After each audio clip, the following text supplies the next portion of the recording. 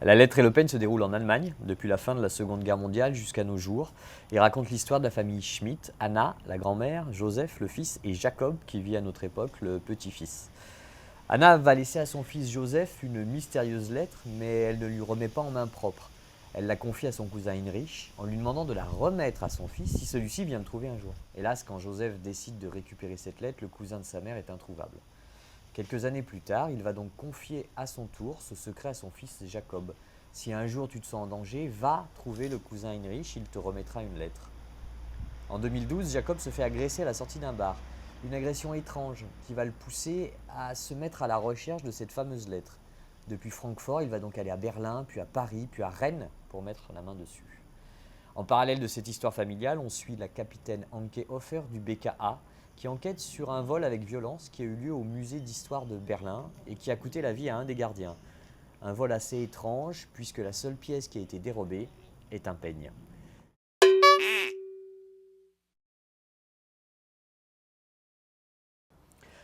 Je me lasse vite, c'est dans mon caractère. J'aime bien le changement parce que j'ai vite l'impression de tourner en rond. Quand on est lecteur, eh bien, on change d'auteur, ça change de style, ça change d'histoire, ça change de thème. Quand on est auteur, eh ben, il n'y a pas 36 solutions, il faut écrire autre chose. Après les 2 enquêtes du commissaire Kuhn, mon flic rigolo, j'ai eu envie de quelque chose de plus sérieux, plus froid, plus clinique. J'avais lu presque toute l'œuvre de Jean-Patrick Manchette et je me suis lancé le défi d'écrire un polar à sa manière. Je ne sais pas si j'ai réussi, mais je l'ai fait. C'est La position des tireurs couchés avec Zlatan Gubic. Pour La lettre et le peigne, ça faisait longtemps que l'idée me trottait dans la tête. Depuis 2006, pour être précis, c'est l'année où Jonathan Litton a sorti Les Bienveillantes. J'ai adoré ce bouquin, cette façon de glisser un des personnages de fiction dans des faits historiques m'a emballé. Et puis l'idée est venue un jour et je me suis lancé, j'ai glissé la famille Schmidt dans l'histoire allemande de la seconde moitié du XXe siècle.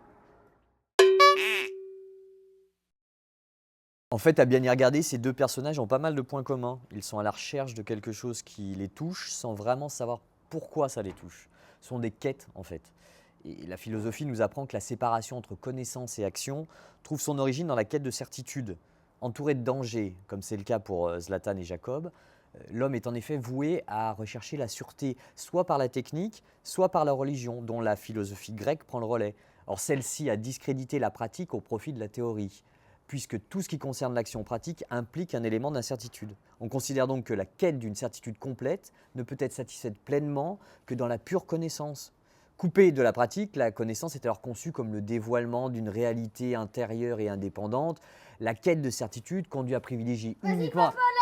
Ah, mais punaise, mes axes de travail là, tu vois pas? De toute façon, on comprenait rien à ce que tu disais. Bon, comment ça, on comprenait rien à ce que je disais? Coupe.